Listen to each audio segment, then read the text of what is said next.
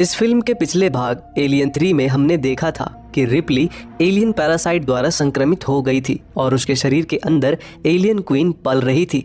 Replay ने उस alien queen को मारने के लिए खौलते हुए धातु में कूदकर अपनी जान दे दी थी। इस घटना के 200 साल बाद फिल्म में साल 2379 दिखाया जाता है, जहां अंतरिक्ष में एक बहुत विशाल स्पेसशिप ओरिगा में मिलिट्री वैज्ञानिक रिप्ली का क्लोन बनाने में सफल हो जाते हैं। ये क्लोन पहले 7 बार असफल हो चुके थे, लेकिन रिप्ली का ये 8वां क्लोन था जो फाइनली सफल हो गया था। मिलिट्री वैज्ञानिक को रिप्ली का क्लोन बनाने के लिए डीएनए उसके ब्लड सैंपल से मिला था, जो ब्लड सैंपल डॉक्टर ने पिछली फिल्म एलियन 3 में उसके इलाज के दौरान उसके शरीर से लिया था और हॉस्पिटल के लैब में सुरक्षित स्टोर कर दिया था। लेकिन रिप्ली का डीएनए अब केवल इंसान का डीएनए नहीं रह गया था।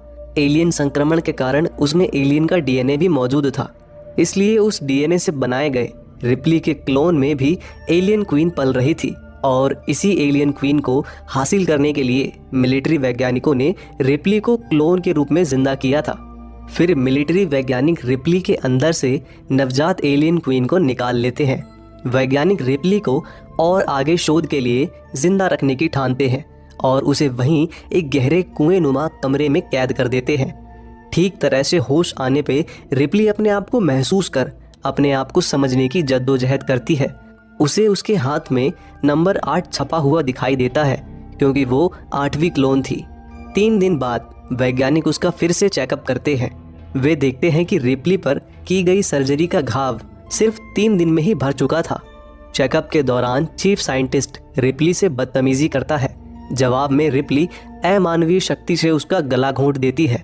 ऐन वक्त पर गार्ड आकर चीफ साइंटिस्ट की जान बचा लेते हैं।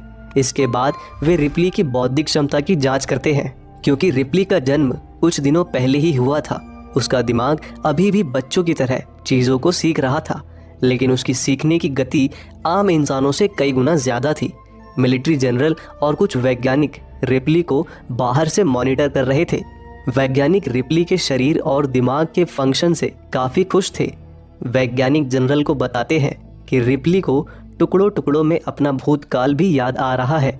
जनरल चौंकते हुए पूछता है कि भला एक क्लोन के दिमाग में असली रिप्ली की यादें कैसे आ गईं। इस पर वैज्ञानिक उसे बताते हैं कि ऐसा शायद असली रिप्ली में मौजूद एलियन के डीएनए के कारण हुआ है, क्योंकि एलियन एक जनरेशन से अगली जनरेशन में अपनी यादें जेनेटिकली ट्रांसफ़र करते हैं, यानी कि एलियन के बच्चे में जन्म से ही उसकी माँ की यादें मौजूद होती हैं। ठीक इसी प्रकार से रिप्ली के डीएनए से बनाए गए क्लोन में भी असली रिप्ली की यादें ट्रांसफ़र हो गई हैं। इसके बाद वे लोग एक हाईली सिक्योर्ड चैम्बर में प्रवेश करते हैं, जहां उन्होंने रिप्ली के अंदर से निकाली एलियन क्वीन को रखा था। एलियन क्वीन पूरी तरह से बड़ी हो गई थी और अंडे देने के लिए तैयार थी। उधर जांच के दौरान एक बच्ची की तस्वीर देखकर रिप्ली भावुक हो जाती है। उसे प्लैनेटॉइड पर मिली बच्ची की याद आ गई थी, जो अब इस दुनिया में नहीं है। कैंटीन में वैज्ञानिक रिप्ली को उनके प्रोजेक्ट के बारे में बताते हैं।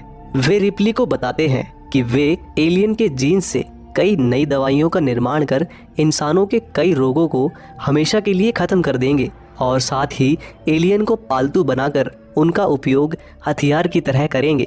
एलियन का जिक्र आते ही रिप्ली की कुछ यादें ताज़ा हो जाती हैं। रिप्ली कहती है कि वे लोग बहुत बड़ी गलती कर रहे हैं। एलियंस को कभी भी पालतू या कंट्रोल में नहीं किया जा सकता। एलियंस हद से ज़्यादा खतरनाक और दया विहीन है। अगले सीन में उनके स्पेसशिप पे एक पायरेट स्पेसशिप यानी लुटेरों का स्पेसशिप पहुंचता है। उसमें 6 स्पेस पायरेट्स वैज्ञानिकों का कुछ ज़रूरी सामान लेकर वहां पहुंचे थे। स्पेस पायरेट्स दूसरे स्पेसशिप को लूटना तथा अवैध चीज़ों की स्मगलिंग करने जैसे गैर कानूनी काम करते थे। जनरल उन पायरेट्स के कैप्टन को माल का पेमेंट करता है। फिर कैप्टन जनरल से उसके स्पेसशिप में 2 दिन ठहर कर आराम करने की परमिशन मांगता है। जनरल उसे परमिशन दे देता है, लेकिन वो उसे हिदायत देता है कि वो और उसके पायरेट साथी स्पेसशिप के वर्जित क्षेत्र में ना जाएं।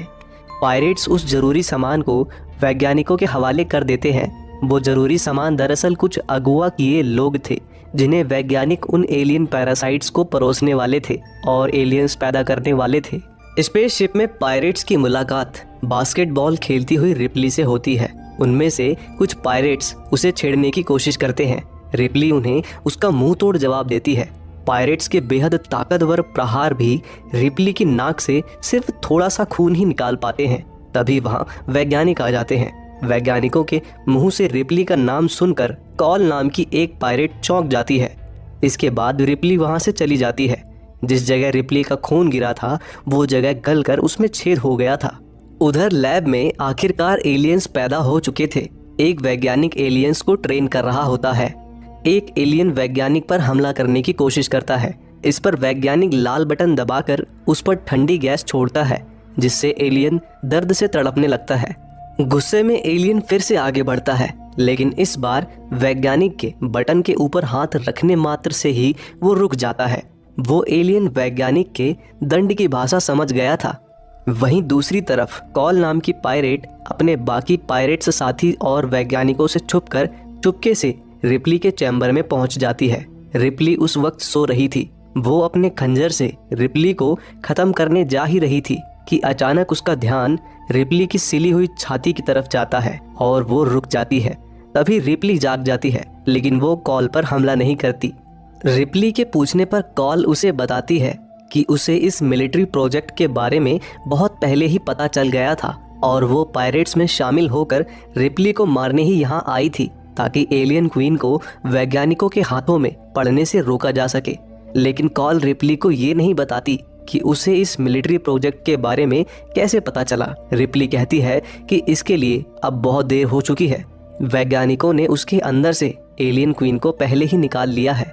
कॉल रिप्ली से कहती है कि अगर वो चाहे तो कॉल उसे मारकर इस प्रयोगशाला के चूहे जैसे जीवन से छुटकारा दिला सकती है। इसके जवाब में रिप्ली कॉल के खंजर में खुद ही अपना हाथ घुसेड़ देती है और एक कुटिल मुस्कान के साथ कहती है कि उसका मरने का कोई इरादा नहीं है। रिप्ली के खून में मौजूद एसिड से खंजर जलने लगता है और उसका घाव भी जल्द ही भर जाता है। रिप्ली उसे बताती है कि वैज्ञानिकों ने भले ही उसके अंदर से एलियन क्वीन को निकाल लिया हो, लेकिन एलियन का डीएनए उसके अंदर होने की वजह से वो अभी भी यहाँ मौजूद एलियन को महसूस कर सकती है। कॉल रिप्ली से एलियन को मारने में मदद मांगती है, लेकिन तभी गार्ड्स की आहट सुन कॉल को वहाँ से भागना पड़ता है। कॉल के चैम्बर से बाहर निकलते वक्त वैज्ञानिक और गार्ड्स उसे पकड़ लेते हैं। वे कॉल के साथ साथ सारे पायरेट्स पर भी जासूसी का इल्जाम लगाकर सबको मौत की सजा सुना देते हैं। हालांकि बाकी पायरेट्स को कॉल की गतिविधियों के बारे में कुछ भी पता नहीं होता है, लेकिन इससे पहले कि गार्ड्स उन्हें गोलियों से भून पाते, पायरेट्स बड़ी बहादुरी और चालाकी से सारे गार्ड्स को मार देते हैं और एक बचे हुए गार्ड और चीफ वैज्ञानिक को अपने कब्जे में ले लेते हैं। गुस्से से तिलमिलाता हुआ कैप्टन कॉल से उसके जासूसी की सच्चाई पूछता है। इस भागा दौड़ी में वैज्ञानिकों का ध्यान एलियंस से हट जाता है, जिसका फायदा उठाकर दो एलियंस मिलकर तीसरे एलियन को एक योजना के तहत मार देते हैं और फिर उसके एसिड नुमा खून से लैब का फ्लोर गला के वहां से आजाद हो जाते हैं। घबराया हुआ वैज्ञानिक जब उस बड़े से छेद से नीचे झांकता है तो एलियंस उसे नीचे खींच के मार डालते हैं। उधर कॉल बाकी पायरेट्स को इस स्पेसशिप पर चल रहे खतरनाक मिलिट्री प्रोजेक्ट के बारे में बता रही होती है। तभी स्पेसशिप में खतरे का सायरन बज उठता है। जब एक गार्ड एलियन के चैम्बर में पहुंचता है तब आजाद हुआ एलियन बाहर से लाल बटन दबाकर गार्ड को फ्रीज कर देता है। वो गार्ड किसी मूर्ति की तरह टूटकर बिखर जाता है। उधर पायरेट्स अपनी पायरेट स्पेसशिप की ओर बढ़ जाते हैं। अब उनका एक ही मकसद था, जल्द से जल्द अपने पायरेट स्पेसशिप में बैठकर इस मनहूस मिलिट्री स्पेसशिप को छोड़कर उड़ जाना। वे चीफ वैज्ञानिक और गार्ड को अपने साथ ले जाते हैं, क्योंकि उन्हें ही पायरेट स्पेसशिप तक जाने का शॉर्टकट पता था। इस सबसे अनजान एक पायरेट लंगड़ा व्रीस अकेला ही स्पेसशिप में भटक रहा था। तभी वो एक एलियन को अपने ऊपर वाले लेवल पे आता देखता है। इससे पहले कि एलियन उस पर हमला करता, वो अपनी शॉटगन से एलियन पे गोली चला देता है। गोली की चोट से एलियन का एसिड नुमा खून नीचे रिसने लगता है। वहीं रिप्ली के चैम्बर में भी एलियंस घुसने की कोशिश कर रहे थे। रिप्ली अपने चैम्बर से निकलने की दिलोजान से कोशिश कर रही थी। वो अपने खून के एसिड से वायर्स का शॉर्ट सर्किट कर देती है। इससे दरवाजा अनलॉक हो जाता है और वो वहां से आजाद हो भाग जाती है।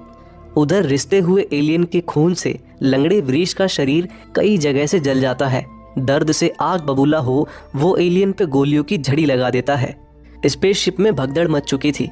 गार्ड्स एक के बाद एक लाइफ पॉड में बैठकर भाग रहे थे।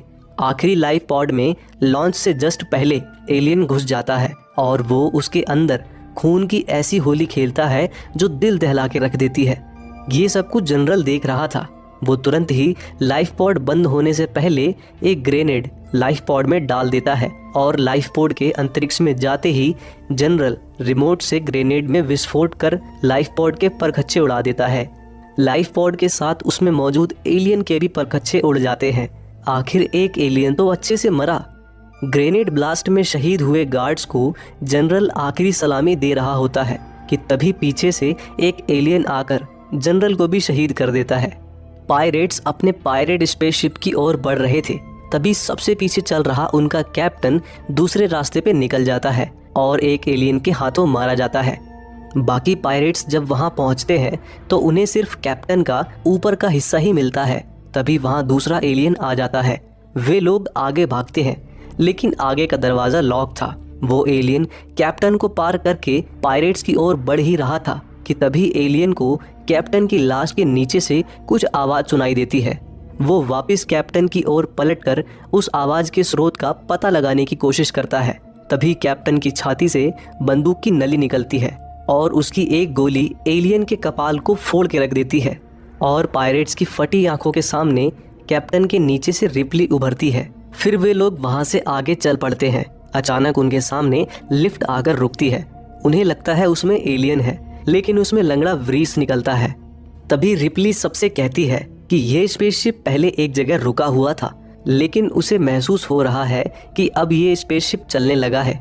चीफ साइंटिस्ट कहता है कि किसी के लिए भी स्पेसशिप के अंदर से ये जान पाना संभव नहीं है। कॉल को भी स्पेसशिप के चलने का एहसास होने लगता है। रिप्ली बताती है कि ये स्पेसशिप एलियंस के अटैक के बाद से ही चलने लगा है। इस पर वैज्ञानिक कहता है कि ये स्पेसशिप का स्टैंडर्ड प्रोटोकॉल है कि अगर स्पेसशिप में कोई इमरजेंसी सिचुएशन आती है तो वो ऑटोमेटिकली होम बेस यानी कि पृथ्वी की दिशा में उड़ान भरने लगता है। क्रिस्टी पूछता है कि कितनी देर में ये स्पेसशिप पृथ्वी पर पहुंच जाएगा। इस पर गार्ड बताता है कि अगले 3 घंटे में स्पेसशिप पृथ्वी पर होगा। यानी अब उनके पास सिर्फ 3 घंटे हैं इस एलियन ग्रस्त स्पेसशिप को पृथ्वी पे जाने से रोकने के लिए, क्योंकि अगर एक बार एलियन पृथ्वी पे पहुंच गए तो वे समूची मानव जाति को खत्म कर देंगे। चलते चलते अचानक रिप्ली एक कमरे के सामने रुक जाती है। उस दरवाजे पे लिखा था 1 से 7। फिर वो अपने हाथ पे लिखे 8 को देखती है। वैज्ञानिक उसे उस कमरे का दरवाजा खोलने से मना करता है पर रिप्ली उसे अनसुना करते हुए दरवाजा खोल उस कमरे में प्रवेश कर जाती है। वहाँ कांच के बड़े बड़े जार रखे हुए थे जिनमें अजीबोगरीब प्राणियों के जीवाश्म रखे हुए थे। फिर एक जार में रिप्ली को उसकी शक्ल का ही जीवाश्म नजर आता है। वो समझ जाती है कि ये जीवाश्म दरअसल और कुछ नहीं बल्कि उसके पहले 7 असफल क्लोन्स हैं।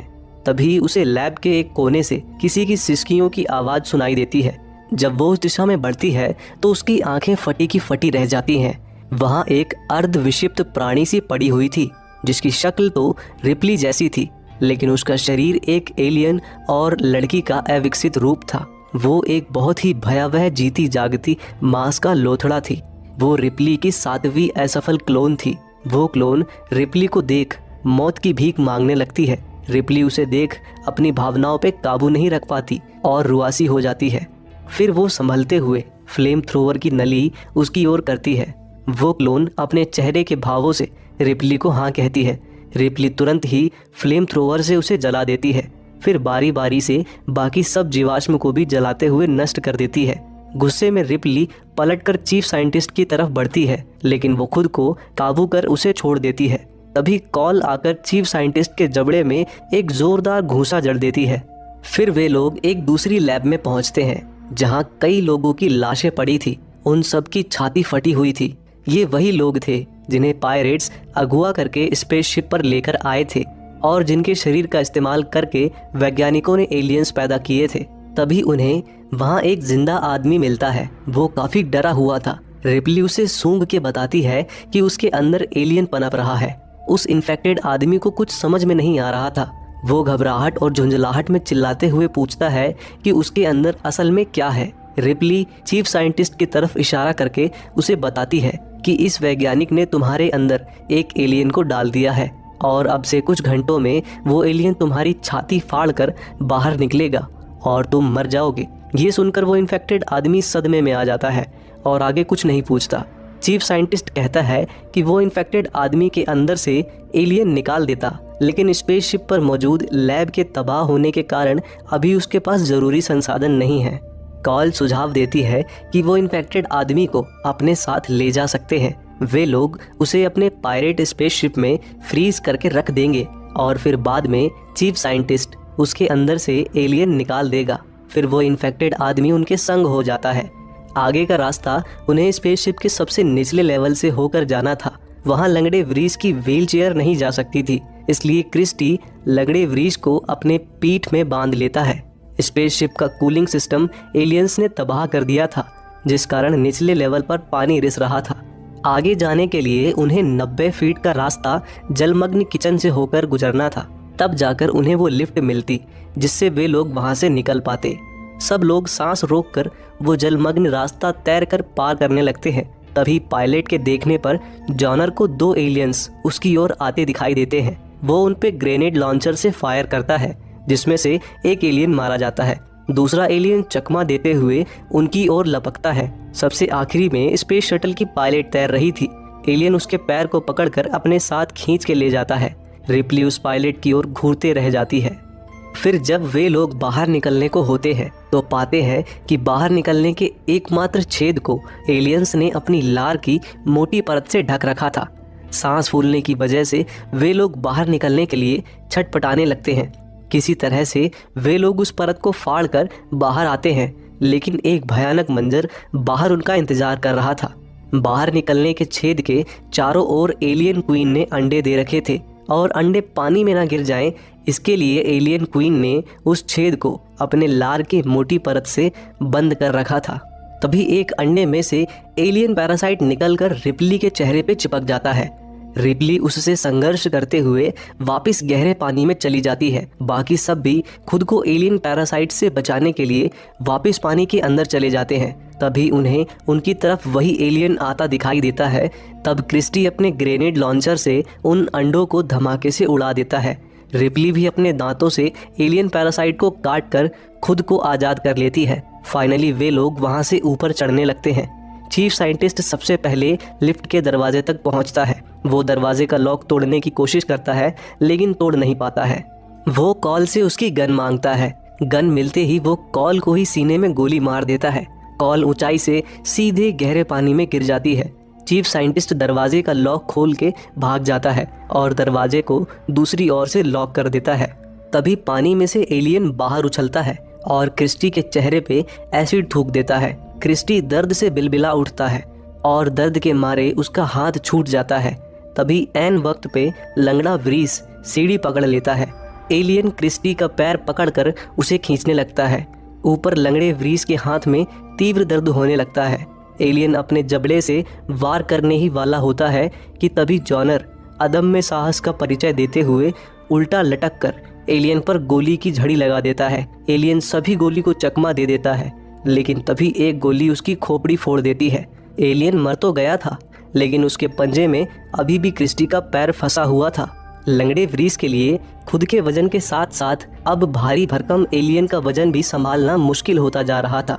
अब क्रिस्टी भी समझ चुका था कि या तो अब वे दोनों मरेंगे या लंगड़े वरीस को बचाने के लिए उसे अपने प्राणों का बलिदान देना होगा। अंततः वो खुद को लंगड़े वरीस से अलग कर मौत को गले लगा लेता है। तभी लिफ्ट का अलार्म बजने लगता है और लिफ्ट का दरवाज़ा खुलता है। और ये क्या, उस लिफ्ट में से निकलती है कॉल। सबकी आंखें शौक से फटी की फटी रह जाती हैं, मानो भूत देख लिया था। चेहरे पर आश्चर्य लिए वे लोग वहाँ से निकल आते हैं।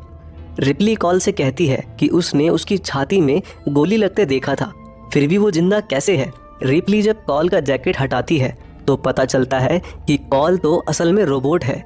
वो भी कोई ऐसी वैसी रोबोट नहीं, बल्कि ऑटोन रोबोट। ये वो रोबोट होते हैं जिन्हें खुद रोबोट्स ने बनाया है। ये सबसे उच्च स्तर के रोबोट्स होते हैं। ये रोबोट्स इंसानों की तरह ही सोच सकते हैं, इसलिए इन्होंने इंसानों की गुलामी को नकार दिया था और इंसानों के खिलाफ विद्रोह किया था। हालांकि इंसानों ने उनके विद्रोह को तोड़ दिया और सारे ऑटोन्स को गैर कानूनी घोषित कर उन्हें नष्ट कर दिया। अब दुनिया में काफ़ी कम ऑटोन्स बचे हैं जो इंसानों के बीच छिपकर रहते हैं। विद्रोह के दौरान कॉल ने मिलिट्री कंप्यूटर से खुद को कनेक्ट कर मिलिट्री के राज जानने चाहे। वहीं से उसको इस एलियन प्रोजेक्ट के बारे में पता चला। कॉल भले ही रोबोट थी, लेकिन उसमें इंसानियत इंसानों से ज़्यादा थी। वो इस प्रोजेक्ट के खतरनाक परिणाम को जानती थी और इंसानों को एलियंस के हाथों नष्ट नहीं होने देना चाहती थी। इसलिए उसने पायरेट्स का दल ज्वाइन किया और एलियन क्वीन को रोकने यहाँ तक पहुँच गई। पायरेट्स को कॉल का सच जानकर ताज्जुब होता है। स्पेसशिप के पृथ्वी पर पहुंचने में अब सिर्फ कुछ ही घंटे बचे थे। तभी रिप्ली कॉल को स्पेसशिप से खुद को कनेक्ट करने के लिए कहती है और स्पेसशिप को कमांड देकर किसी दूसरे ग्रह पर क्रैश कराने का सुझाव देती है ताकि एलियंस पृथ्वी पर अपने कदम ना रख सकें। फिर कॉल स्पेसशिप के कंप्यूटर से खुद को कनेक्ट करती है और कमांड देकर स्पेसशिप की दिशा एक निर्जन ग्रह की ओर घुमा देती है। अगले 43 मिनट में स्पेसशिप एक निर्जन ग्रह पे क्रैश होने वाला था। फिर कॉल सारे दरवाज़ों को अनलॉक कर उनके पायरेट्स स्पेसशिप को भी स्टार्ट कर देती है। तभी कंप्यूटर द्वारा कॉल को पता चलता है कि चीफ साइंटिस्ट पायरेट स्पेसशिप तक पहुंचने ही वाला है। कॉल कमांड द्वारा पायरेट स्पेसशिप की तरफ जाने वाला दरवाज़ा दोबारा लॉक कर देती है। वैज्ञानिक डर के वहाँ से भाग खड़ा होता है। फिर वे लोग पायरेट स्पेसशिप की ओर भागते हैं। रास्ते में उन्हें एक एलियन की लार दिखती है। रिप्ली लार को सूंघ के बताती है कि वे लोग एलियन क्वीन के घोंसले के पास हैं। फिर वे दोबारा भागना शुरू करते हैं। अचानक रिप्ली एक जगह रुककर वहां झुक के कुछ महसूस करने लगती है। वो बताती है कि वो महसूस कर पा रही है कि एलियन क्वीन दर्द में है। अचानक एलियन नीचे से फ्लोर को खोल देता है और रिप्ली अंदर गिर जाती है। फिर कॉल और वो इन्फेक्टेड आदमी कुछ ऐसा देखते हैं जिसकी उन्होंने कभी कल्पना भी नहीं की थी। रिप्ली एलियंस के झुंड के बीच में धीरे धीरे अंदर समाते जा रही थी। एलियंस उसे अपने में से एक ही समझ रहे थे क्योंकि रिप्ली के डीएनए में एलियन का भी डीएनए था। उधर बाकी लोग पायरेट स्पेसशिप पर पहुंच जाते हैं और उड़ान प्रक्रिया आरंभ करते हैं। तभी वहां चीफ साइंटिस्ट आ धमकता है। वो इन्फेक्टेड आदमी के कंधे पे गोली मारकर कॉल को गन पॉइंट पे लेके कहता है कि उन्हें मिलिट्री स्पेसशिप को निर्जन ग्रह में क्रैश करने से रोकना होगा क्योंकि वो उसकी सालों की मेहनत उन एलियंस को क्रैश होके नष्ट नहीं होने देना चाहता। वो चाहता था कि वे लोग एलियंस को पृथ्वी पे ले जाने में उसका सहयोग करें। तभी इन्फेक्टेड आदमी के अंदर का एलियन निकलने को होता है। अब मौत पक्की है। ये जानकर वो चीफ साइंटिस्ट की ओर भागता है। वो चीफ साइंटिस्ट की अच्छे से धुनाई कर उसके सर को अपनी छाती से चिपका देता है और फिर जैसे ही एलियन इन्फेक्टेड आदमी की छाती फाड़ कर बाहर निकलता है वैसे ही वो वैज्ञानिक की खोपड़ी के भी आर पार हो जाता है। उधर एलियन रिप्ली को एलियन क्वीन के घोंसले में ले जाके छोड़ देता है। घोंसले में कई वैज्ञानिक अभी भी जिंदा फंसे हुए थे। एक वैज्ञानिक रिप्ली को बताता है कि रिप्ली के क्लोन के अंदर से पैदा होने के कारण एलियन क्वीन ने रिप्ली की तरह अपनी कोख विकसित कर ली है और अब वो अंडे देने के बजाय सीधे बच्चा जन सकती है। फिर रिप्ली देखती है कि एलियन क्वीन बच्चा जन रही है और जो बच्चा होता है वो एलियन और रिप्ली के डीएनए का क्रॉस ब्रीड स्पीशीज का था। क्रॉस ब्रीड पैदा होने के बाद अपनी माँ को खोज रहा था। वो पलटकर एलियन क्वीन को सूंघता है लेकिन उसे एलियन क्वीन में से अपनी माँ की गंध नहीं आ रही थी। वो गुस्से में एक ही बार में एलियन क्वीन को मार डालता है। फिर वो रिप्ली की तरफ बढ़ता है और उसे सूंघता है। अचानक वो रिप्ली को पुचकारने लगता है। उसे रिप्ली में से अपनी माँ की गंध आ रही थी। आखिर उसमें रिप्ली का डीएनए भी जो था। फिर क्रॉस ब्रीड घोंसले में मौजूद वैज्ञानिकों को खाने लगता है। इसी बीच रिप्ली वहाँ से जान बचा के भाग जाती है। फिर कॉल रिप्ली को आते देख पायरेट स्पेसशिप के दरवाजे को उसके लिए खोल देती है। रिप्ली पूरी ताकत से भागते हुए एक अविश्वसनीय कूद मारकर पायरेट स्पेसशिप में पहुंच ही जाती है। फिर वे लोग पायरेट स्पेसशिप को मिलिट्री स्पेसशिप से बाहर निकालने की प्रक्रिया शुरू करते हैं कि तभी उन्हें पता चलता है कि पायरेट स्पेसशिप का एक दरवाज़ा खुला है। कॉल उस दरवाजे को बंद करने जाती है लेकिन वो जाम हो चुका था। तभी कॉल के पीछे से क्रॉस ब्रीड आ जाता है। क्रॉस ब्रीड उस जाम दरवाजे को बंद करता है। कॉल अपनी जान बचाने के लिए भाग रही होती है और पायरेट स्पेसशिप सफलतापूर्वक स्पेसशिप से उड़ जाता है। क्रॉस ब्रीड कॉल तक पहुंचने की भारी चेष्टा कर रहा होता है। वहीं गार्ड कॉल को देखने पायरेट स्पेसशिप के उस हिस्से में पहुंच जाता है। क्रॉस ब्रीड एक ही वार में गार्ड का सिर पके तरबूज सा फोड़ देता है। काफ़ी देर हो जाने पे जब कॉल नहीं लौटती तो रिप्ली उसे देखने आती है। कॉल को मुसीबत में देख वो क्रॉस ब्रीड को उससे दूर करने के लिए उसे अपने बच्चे की तरह पुचकारने लगती है। फिर क्रॉस ब्रीड के दांत से अपना हाथ काट कर शटल के फाइबर विंडो पे अपना खून फेंक कर उसमें एक सुराख कर देती है, जिससे अंदर की हवा बाहर खींचने लगती है। हवा अपने साथ क्रॉस ब्रीड को भी उस सुराख में खींचने लगती है। ये भयानक मंजर तब तक चलता रहा जब तक कि क्रॉस ब्रीड का आखिरी अंश तक उस सुराख से नहीं निकल गया। रिप्ली क्रॉस ब्रीड को मरता देख भाव विभोर हो गई थी। आखिर रिप्ली भी तो उसकी माँ ही थी। दूसरी ओर मिलिट्री स्पेसशिप जाकर उस निर्जन ग्रह में एक बहुत बड़े विस्फोट के साथ क्रैश हो जाता है। उधर पायरेट स्पेसशिप धरती पे लैंड करता है। यह साल 2379 की पृथ्वी थी, जो एक निर्जन वीरान ग्रह में बदल चुकी थी। कॉल रिप्ली को बताती है कि वो पहली बार पृथ्वी पर आई है। वो रिप्ली से पूछती है कि मिलिट्री उन्हें ढूंढते हुए वहाँ आती ही होगी, उन्हें अब क्या करना चाहिए। इस पर रिप्ली कहती है कि उसे भी नहीं पता, क्योंकि अब वो खुद इस धरती पर एक अजनबी है। और फिल्म यहीं समाप्त हो जाती है।